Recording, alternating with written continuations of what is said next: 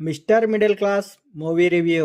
ఈ మూవీలో senior hero Srikanth గారు, సీనియర్ నటుడైన రాజేంద్ర ప్రసాద్ గారు, హీరోయిన్ లయ గారు ప్రధాన పాత్రలో నటించారు.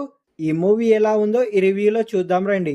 ఈ మిస్టర్ మిడిల్ క్లాస్ మూవీ విషయానికొస్తే డైరెక్టర్ నాగేశ్వర్ రెడ్డి గారు మనకు బాగా తెలిసిన ఫ్యామిలీ కామెడీ జోనర్లోనే ఈ మూవీని తీసిండు.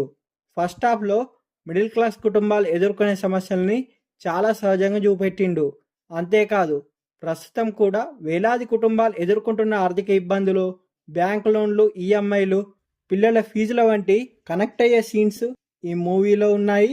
ముఖ్యంగా దేవుడు ప్రత్యక్షమయ్యే సీన్స్ తర్వాత సినిమా పూర్తిగా ఫాంటసీ మోడ్లోకి వెళ్తుంది. ముఖ్యంగా మాయా పుస్తకం కాన్సెప్ట్ చాలా ఇంట్రెస్ట్ కలిగిస్తుంది. అయితే సెకండ్ హాఫ్లో మాత్రం స్టోరీ కొంత ప్రెడిక్టబుల్గా ఉంటుంది. అయితే మాయా పుస్తకం ఒకరి చేతి నుంచి మరో చేతిలోకి మారడం, దాని స్వార్థ ప్రయోజనాలకు ఉపయోగించుకోవాలని ప్రయత్నించడం వంటి కొన్ని సీన్స్ గతంలో వచ్చిన కొన్ని సినిమాల్ని గుర్తు చేస్తాయి.